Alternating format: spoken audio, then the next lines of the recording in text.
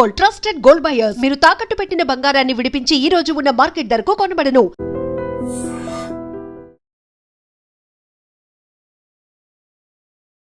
ఇజ్రాయెల్లో నేర్చుకోండి, వాళ్ళ మీద దాడి చేసిన వాళ్ళని సేమ్ సర్కమ్స్టాన్సెస్, మ్యూజిక్ కాన్సర్ట్ నడుస్తున్నప్పుడు వచ్చి దాడి చేశారు, దాన్ని చాలామంది చంపేశారు.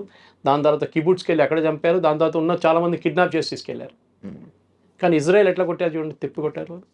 They destroyed everybody including the leadership. అది చాలా ఇంపార్టెంట్. భారతదేశం చేయాల్సింది అది. కింద తట్లో ఉన్న వాళ్ళని, టెర్రరిస్ట్ని చంపడం, వాళ్ళని చంపేస్తే ఓకే, అది చాలా ఈజీ. అంటే ఇప్పుడు భారతదేశం ఎవరిని టార్గెట్ చేయాలంటారు సార్ మీరు? Leadership of Lashkar e Taiba, Jaish e Mohammed and other friends. అంటే పాకిస్తానీ మిలిటరీ ఫ్రంట్స్ ని భారతదేశం టార్గెట్ చేయాలి is your question? No, don't target the Pakistani military front. They're two different things. ISI is what is controlling these people. Right. ISI is a part of the establishment, not army. So మనం target చేయాల్సిన ISI మీద కూడా target చేయక్కర్లేదు. వీళ్ళు లీడర్స్ని కొడితే sir.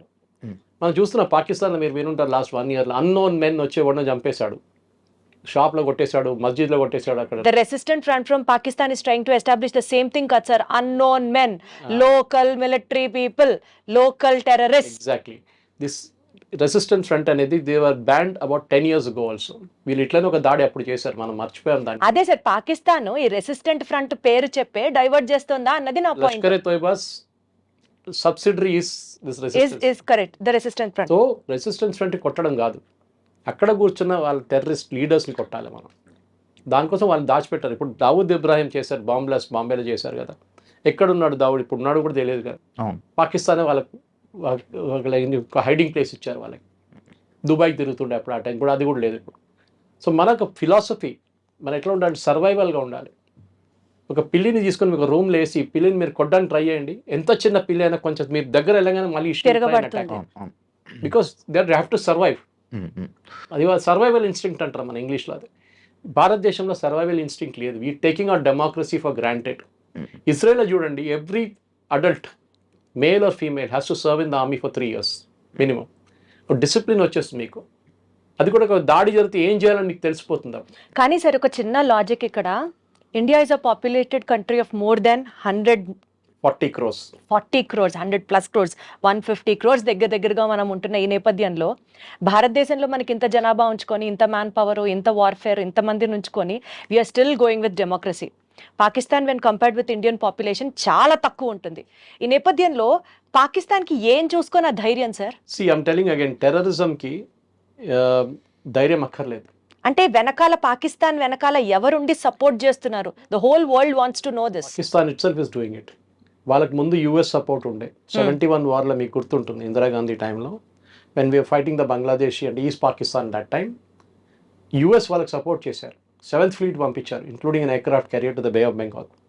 కానీ దానికన్నా ముందు Russians దూరిపోయారు, submarines తీసుకొచ్చేసారు. So that war ended there. Bangladesh became independent.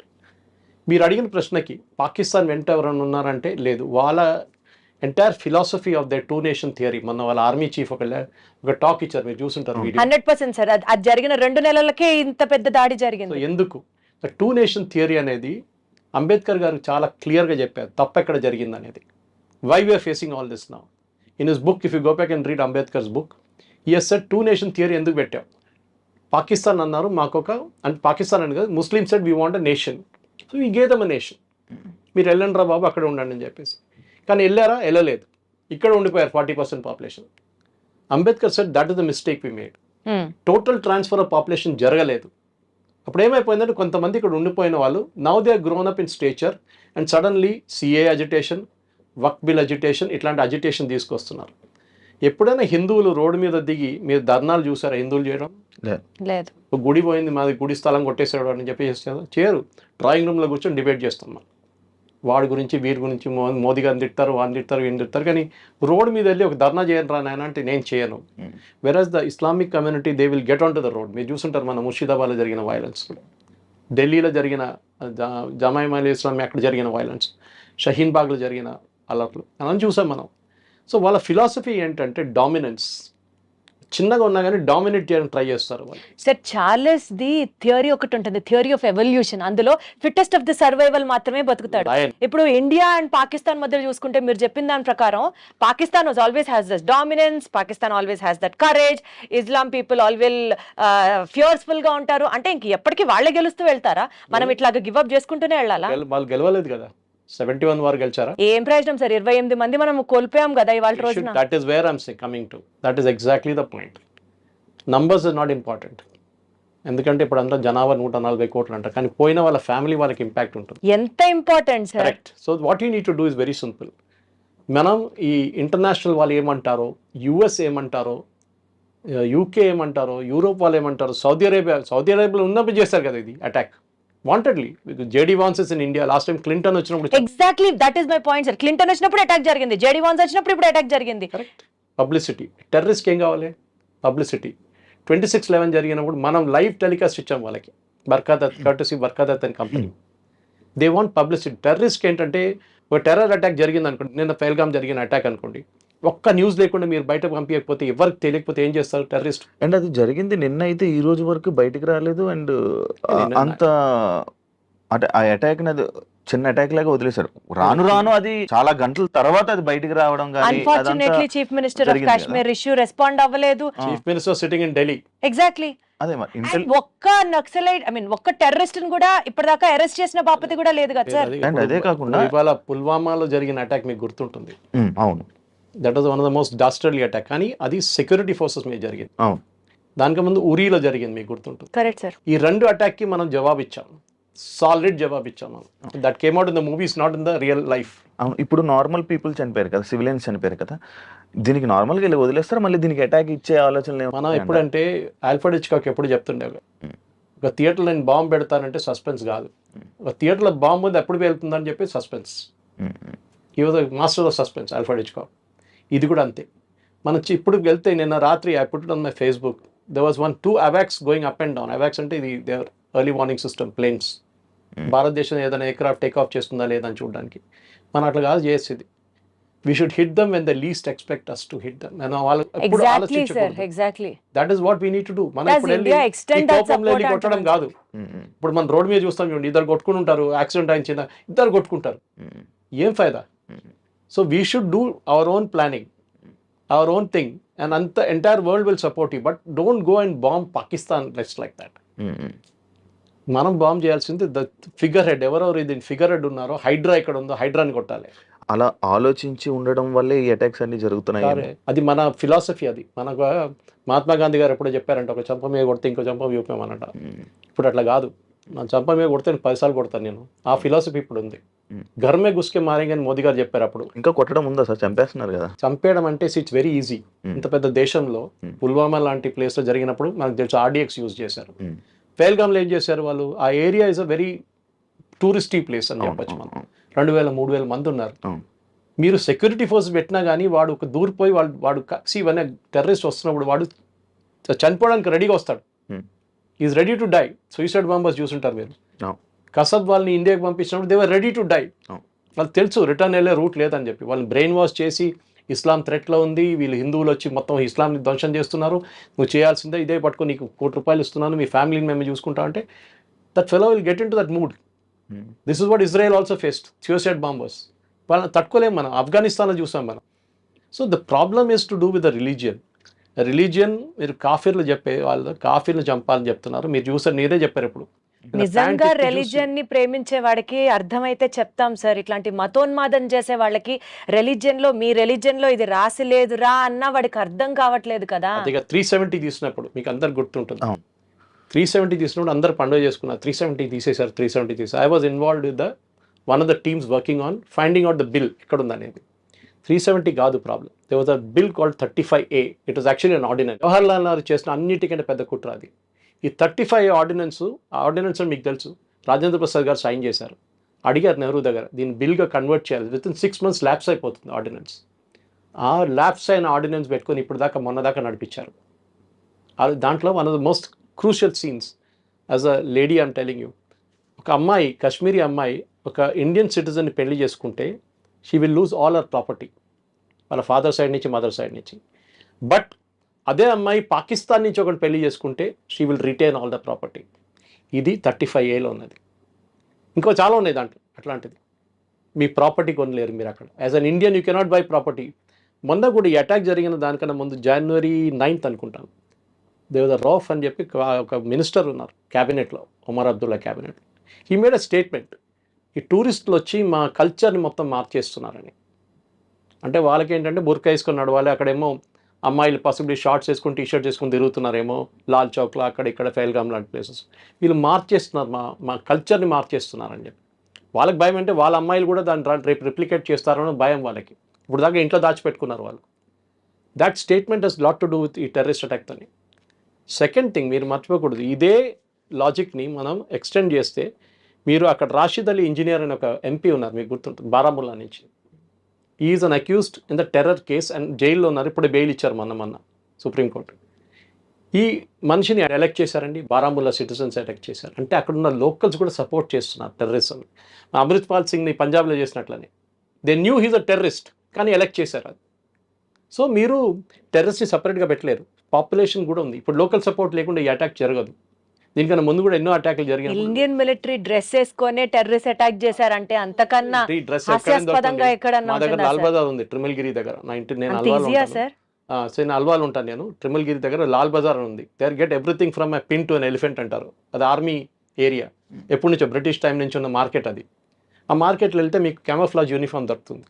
కానీ మొన్న మన ఒక 5-6 years ముందు ఈ అటాక్ జమ్మూ కాశ్మీర్లో జరిగిన తర్వాత బ్యాన్ చేసి పడేశారు, ఎవరికి ఇవ్వరు యూనిఫామ్ అని చెప్పి. క్యామోఫ్లాజ్ యూనిఫామ్ ఎందుకు sir? Why are we Indians or why is Indian policy so accessible to everybody sir? That is a good question. Suppose I start attacking like Israel, ఇదే మనుషులు సుప్రీంకోర్టుకి వెళ్తారు రేపు. Human rights violation sir. Exactly అదండి sir. వాడు అక్కడ తిరిగి, నేను చెప్తాను మీకు ఎగ్జాంపుల్ ఇస్తాను. I often ask army officers, మీరు ఈ 7th class 8th class ఫెలోస్ని 10th class ఫెయిల్ జవాన్గా తీసుకుంటారు కదా, మీరు కొంచెం చదువుకున్న వాళ్ళు జవాన్గా తీసుకోవచ్చు కదా, ఇప్పుడు టెక్నాలజీ మారింది కదా అంటే. నో PhD అని జవాన్గా తీసుకుంటే వాడు రేపు బ్యాటిల్ ఫీల్డ్లో ఉంటే వాడు కొట్రా అని చెప్పగానే వాడు మీరు ఫైర్ చేయాలంటే సార్ వాడు అట్లా తిరిగి నిలబడి ఉన్నాడు సార్, మనం కరెక్ట్ కాదు కదా, మనం ఆపోజిట్ చూస్తేనే ఫైర్ చేయాలి కదా సార్. మనం లాజిక్ ఇస్తాడు, ఫైర్ ఎందుకు చేయకూడదు, దాని లోపల వాడు ఫైర్ చేస్తాడు చచ్చిపోతాడు. 7th class వాడు అట్లా కాదు, వాడు దగ్గర ఫైర్ చేయాలంటే ఫైర్ చేస్తాడు అంతే, కథ. ఈ won't think twice. Ignorance is a bliss sometimes, sir. Sometimes. Good. But see, the policy is very simple. We are not a nation which is aggressive. అది మన ప్రాబ్లం. అది అక్కడే వస్తాను సార్ ప్రాబ్లం అంతా. ఈ Mahatma Gandhi sir we are not aggressive అన్న point కి అడుగుతాను సార్ మిమ్మల్ని. కసబ్ని ఉరిదీసేటప్పుడు అసలు this is the best return gift we could give them అని చెప్పి మనం చాలా కాలర్లు ఎగరేసుకున్నాం. సర్జికల్ స్ట్రైక్స్ చేసినప్పుడు మనతో ఎవడన్నా పెట్టుకుంటే మటాషే మేము చూపించాం చూడండి అని ప్రపంచం మొత్తం చప్పట్లు కొట్టేలా చేసాం. కానీ వీఆర్ నాట్ స్టాపింగ్ దేర్. దాడి మీద దాడి, దాడి మీద దాడి, దాడికి ప్రతి దాడి జరుగుతూనే ఉంది. సో ఈ ప్రాబ్లమ్ని అడ్రస్ చేసి ఫుల్ స్టాప్ పెట్టాలి అని అంటే మీరు అన్నట్లు ఆ హెడ్స్ ఎవరో ఫిగర్ అవుట్ చేసి అగ్రెషన్ లేని ఇండియాకి అగ్రెసివ్నెస్ తెచ్చుకొని ఫైట్ చేయడం విల్ నాట్ హ్యాపెన్. ఈ నేపథ్యంలో what is the other source? We want to end this అని అనుకుంటే కాశ్మీర్ వదులుకోవాలా? అది చాలా ఈజీ సొల్యూషన్. రేపు కాశ్మీర్ వదిలితే వాళ్ళు ఇంకోటి అడుగుతారు. ఇది భస్మాసుర్ ఎఫెక్ట్ అంటాను నేను ఎప్పుడు ఇంగ్లీష్లో, ఒక మేనేజ్మెంట్ థియరీ. అది మీరు ఇచ్చిన వారం మీ తల మీద తీసుకొచ్చి పెడతారు రేపు. Simple as that. భస్మాసుర్కి వరం ఇచ్చిన తర్వాత టెస్ట్ చేయడానికి భస్మాసుర్ ఏం చేశారు? శివభగవాన్ తల మీద పెడదామని అనుకున్నారు. Same thing here. These people will not stop. Kashmir is not the problem. Kashmir is only an excuse. హిందువులు కాశ్మీర్కి వెళ్ళడం వాళ్ళ ప్రాబ్లం. హిందువులు వెళ్ళడం కాదు ప్రాబ్లం. కాశ్మీర్ హిందువులది కాకూడదని వాళ్ళ ప్రాబ్లం, వెళ్ళడం కాదు. So remember, it was a major Hindu site Kashmir అనేది చాలా సంవత్సరాల నుంచి. ఆఫ్ఘనిస్తాన్లో ఉన్న ఎయిర్పోర్ట్ పేరు గందహార్ అది ఒక టైంలో. అది వీవర్ ఎ హిందూ కింగ్డమ్. కానీ ఎక్కడి నుంచి ఉన్న మన కంబోడియా దాకా, మీరు యాంకార్ వాట్ దాకా వెళ్ళొచ్చు మీరు. కానీ ఆ సివిలైజేషన్ పోయినప్పుడు ఏమైపోయిందంటే ఇస్లామిక్ వాళ్ళు ఎక్కడని చూడండి. I gave an example I think earlier. Syria was not a Muslim country, ఇప్పుడు 100% ఇస్లామిక్. ఈజిప్ట్ కాదు, Iraq no. Lebanon Christian country, ఇప్పుడు ఎక్కడుందండి లెబనన్లో? ఒక 30% 20% ఉన్నారు క్రిస్టియన్స్ అంతే. ఎక్కడ వీళ్ళు వెళ్ళినా కానీ కంప్లీట్లీ ఇస్లామైజ్ చేసేస్తారు. We're the only civilisation and you should be proud of it.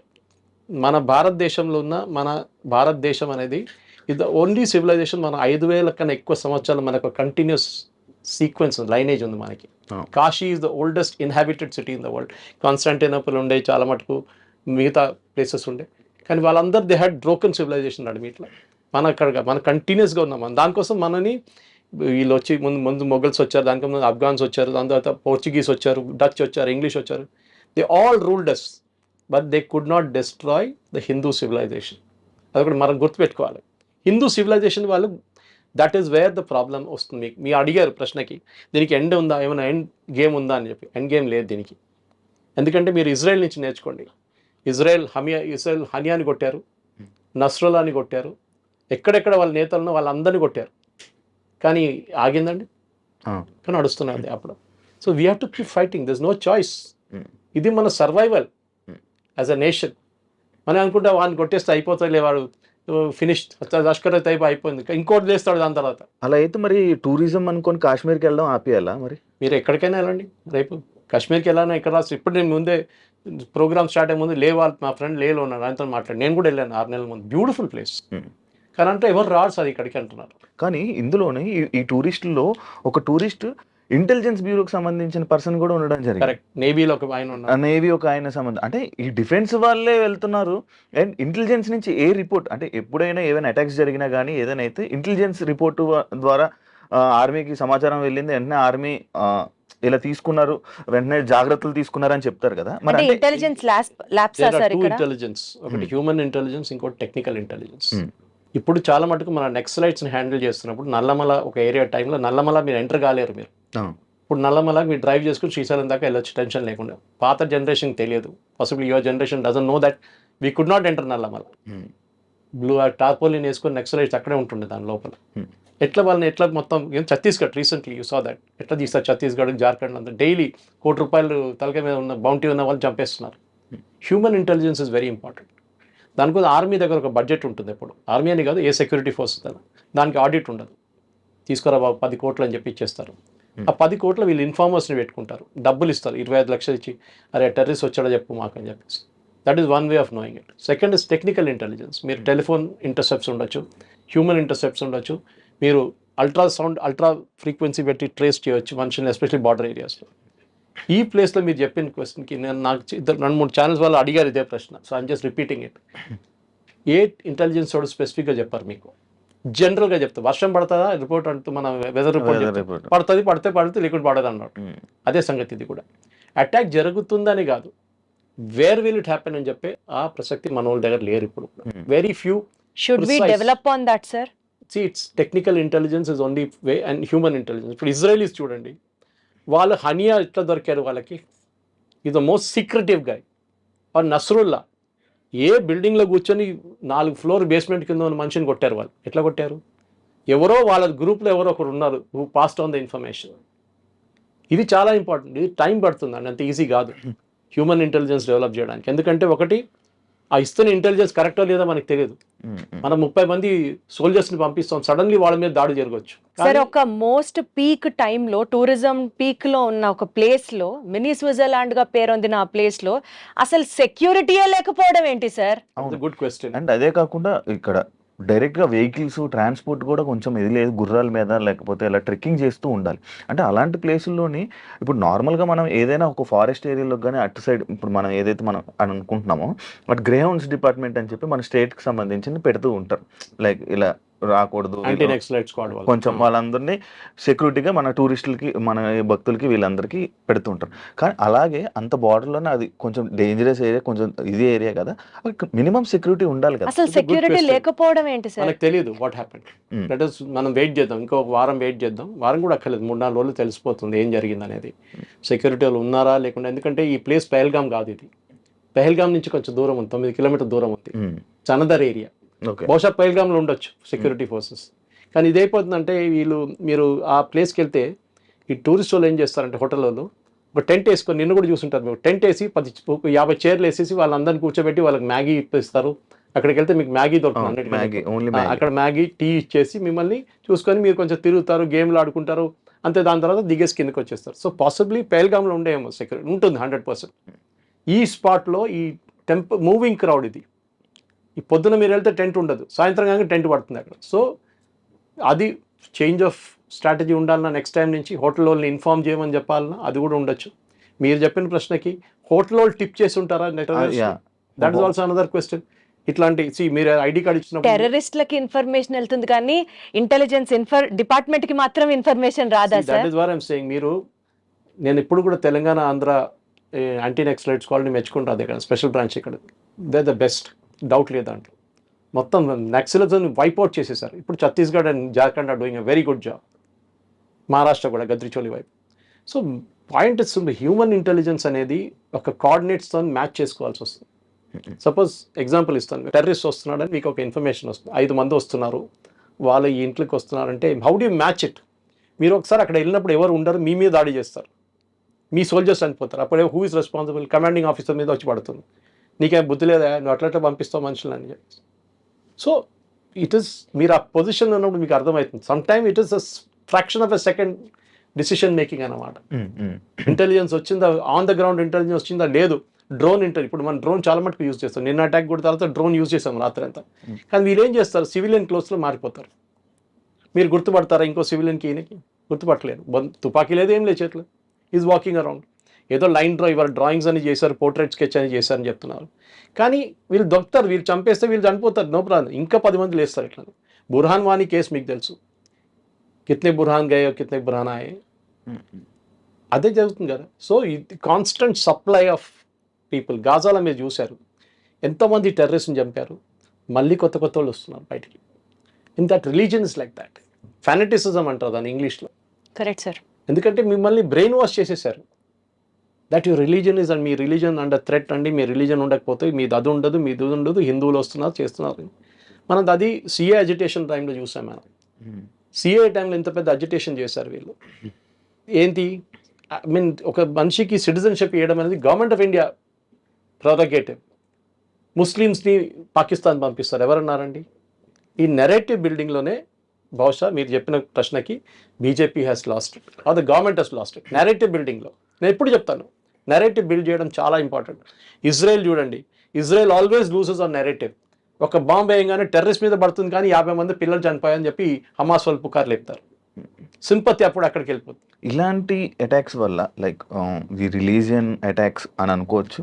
ఇలాంటి వాటి వల్ల నార్మల్ ముస్లిమ్స్కి ఇక్కడ హిందువులకి విభేదాలు వచ్చే అవకాశాలు ఎక్కువ ఉంటాయి కదా? ఉంటాయి, డెఫినెట్గా ఉంటుంది. నేను చెప్తాను మీకు, సిఏ అజిటేషన్ జరిగినప్పుడు కేరళలో మా ఊర్లో, మా విలేజ్ నుంచి 4 కిలోమీటర్ దూరంలో ఒక సూపర్ మార్కెట్ ఓపెన్ చేశారు ఆర్ఎస్ఎస్ వాళ్ళు. ఏం జరిగిందంటే అక్కడున్న హిందూ పిల్లల్ని, వర్క్ చేస్తున్న ఎంప్లాయీస్ని పంపించేశారు ముస్లిం ట్రేడర్స్ వాళ్ళ సూపర్ మార్కెట్ నుంచి. వీళ్ళేం చేశారు, సరే నువ్వు పంపిస్తావు కదా, మేము సూపర్ మార్కెట్ పెట్టుకుంటే వీళ్ళు పెట్టుకున్నారు. మీరు అడిగిన దానికి కూడా ఉంది, బాయ్కాటింగ్ ఆఫ్ షాప్స్ అన్నారు. అది ఈవెన్ వెస్ట్ బెంగాల్లో జరిగింది, మనం చూసాం దీనికన్నా ముందు. కావాలని చెప్పి వీళ్ళ దగ్గర ఏం కొనుక్కోకూడదు మీరు అంటారు. అది ఒక వారం నడుస్తుంది, 10 రోజులు నడుస్తుంది, దాని తర్వాత మర్చిపోతాడు. పొద్దున ఏమైనా కావాలంటే వెళ్ళి ఒకటి పాలు కొనుక్కుంటాడు, పాల ప్యాకెట్. ఇదంతా నడుస్తూనే ఉంటుంది. సో కమర్షియల్గా విభేదాలు డెఫినెట్గా వచ్చేస్తుంది, దాంట్లో డౌట్ లేదు. ఇప్పుడు కూడా మీరు ఒక నార్మల్ స్లీపర్ సెల్ మనిషిని చూస్తే మీకు అర్థం కాదు. వాడు పొద్దున్న లేస్తాడు, పక్కన షాప్కి వెళ్ళి పాల ప్యాకెట్ తీసుకొస్తాడు, టీ తయారు చేస్తాడు, 9 కాగానే స్నానం అంతా చేసి రెడీ ఆఫీస్కి వెళ్తాడు. You will think is a normal guy. మన కోయంబత్తూర్ కుక్కర్ బ్లాస్ట్ కేసులో ఆ కుక్కర్ బ్లాస్ట్ చేసిన మనిషి ఆయన చనిపోయాడు కదా, దాని తర్వాత వాళ్ళ వైఫ్, ఆమె కూడా తెలియదు ఆయన చేస్తున్నాడు అని చెప్పి. రాత్రిపూట కూర్చొని సోల్డరింగ్ చేస్తున్నాడు. ఏంటంటే నా ఏదో పని ఉంది, సోల్డరింగ్ నేను చేసుకుంటాను. వాడు బాంబులు తయారు చేస్తున్నాడు. వాళ్ళ ఇంట్లో ఉన్న వాళ్ళకి తెలియదు. ఇప్పుడు ఆలోచించండి, బయట వాళ్ళకి ఏం తెలుసు? సో మీరు అడిగిన ప్రశ్నకి డిఫరెన్స్, విభేదాలు ఉంటాయి, డెఫినెట్గా ఉంటుందండి. ఒక మిస్ట్రస్ట్ అంటారు, విభేదం అంటే దానికన్నా మిస్ట్రస్ట్ అంటే ఈడేం చేస్తాడో ఈడే నన్ను మళ్ళీ. ఇది కేరళలో జరిగిన లవ్ జిహాద్ కేసెస్లో చాలా వచ్చినాయి. దాంట్లో వీటి వల్ల ఏమైనా ప్రాబ్లమ్స్ వచ్చే అవకాశాలు చాలా ఉన్నాయి. మిస్ట్రస్ట్ వస్తే ఒకసారి చెప్తారు కదా, ఒక క్రాక్, ఒక కప్పు ఇరిగిపోతే దాని మీద ఫెవిక్విక్ పెట్టి పడితే కూడా క్రాక్ ఉంటుంది ఎప్పుడు. So you have lost the trust.